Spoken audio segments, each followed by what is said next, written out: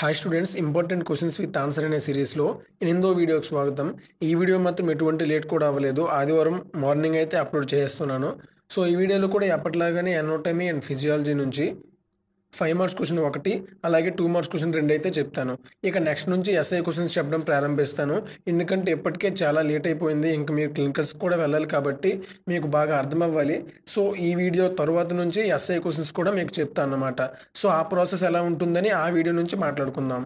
Present అయితే ఈ వీడియోలో మీకు anatomy physiology important questions with answers అయితే చెప్తాను. మీరు ఇప్పటిదాకా చెప్పిన క్వశ్చన్స్ అన్ని బాగా చదువుకున్నారని అనుకుంటున్నాను. ఒకవేళ ఇంకా ఎవరు చదువుకోకపోతే ఏం పర్వాలేదు, ఒకసారి ఆ వీడియోలన్నీ రివైండ్ చేసుకోండి. ఎందుకంటే ఇప్పుడు నేను చెప్పి ఈ వీడియోతో కలిపి మీరు ఈ వీడియోలన్నీ చూసినట్లయితే ఈ క్వశ్చన్స్ మీరు గుర్తెట్టుకుంటే ఖచ్చితంగా మీకు ఎగ్జామ్లో అయితే క్వశ్చన్స్ అయితే కొన్ని అయితే వచ్చేస్తాయి అన్నమాట. ఇది మాత్రం పక్కాగా చెప్తున్నా. సో మీరు పాస్ అవ్వాలి అనుకుంటే మాత్రం నా వీడియోలను ఫాలో అయిపోండి, సరిపోతుంది. సో ఎప్పటిలాగే వీడియోని స్టార్ట్ చేసే ముందు మన ఛానల్ ఇంకా ఎవరు సబ్స్క్రైబ్ చేసుకోకపోతే సబ్స్క్రైబ్ చేసుకొని ఈ వీడియోకి ఒక లైక్ వేసుకోండి. అలాగే మీ ఫ్రెండ్స్ ఎవరైనా ఉంటే ఈ వీడియోని షేర్ చేయండి. సో ఇటువంటి సోది లేకుండా వీడియోలోకి వెళ్ళిపోతే ఫస్ట్ 2 మార్క్స్ క్వశ్చన్ నుంచి స్టార్ట్ చేద్దాం.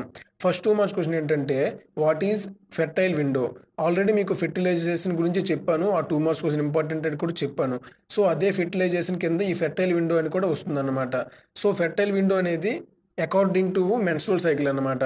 సో ఫీమేల్స్లో మెన్స్ట్రువల్ సైకిల్ ఎలా జరుగుతుందని చిన్న ఇన్ఫర్మేషన్ ఇప్పుడు మీకు చూపిస్తున్నా కదా, ఇది మీరు సరిగ్గా రాయగలిగితే మీకు మ్యాక్సిమం 2 మార్క్స్ అయితే పడిపోతాయి. సో ఫెర్టైల్ విండో మాత్రం చాలా ఇంపార్టెంట్, ఇదైతే మిస్ చేసుకోవద్దు. మీకు ఇంకా కావాలంటే మీ ఎనాటమీ ఫిజియాలజీ టెక్స్ట్ బుక్స్ చూడండి. ఆ టెక్స్ట్ బుక్స్లో ఫెర్టైల్ విండో అని ఉంటుంది, అది కూడా మీరు చదువుకొని రాయొచ్చు అనమాట. ఇప్పుడు ఇంకొక 2 మార్క్స్ క్వశ్చన్కి వెళ్దాం. అదేంటంటే, name of any 4 tests of ovulation అనమాట. సో ఓవులేషన్లో ఒక 4 టెస్టులను రాయండి అని అడుగుతున్నాడు. సో ఓవులేషన్లో 4 టెస్టులు అంటే ఒక స్త్రీ ప్రెగ్నెంట్ అయిందా అవ్వలేదా అని ఎన్ని విధాలుగా కనుక్కోవచ్చు అని క్వశ్చన్ అడిగాడు అనమాట. సో ఈ క్వశ్చన్లో కూడా మీరు 4 టెస్టులు అనేవి రాయాలి.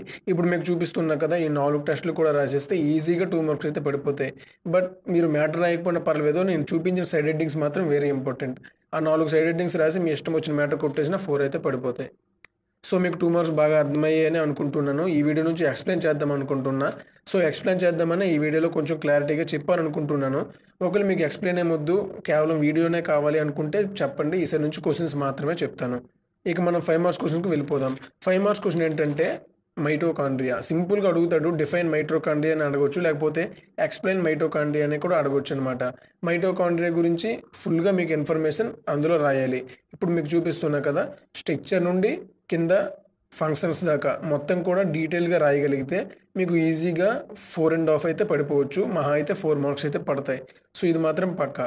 సో మైటోకాండ్రియా మాత్రం చాలా ఇంపార్టెంట్ క్వశ్చన్, ఇదైతే మిస్ చేసుకోవద్దు. సో ఈ మైటోకాండ్రియా ఎలా రాయాలని మీకు ఇప్పుడు చూపిస్తున్నా కదా, ఇలా రాస్తే సరిపోతుంది.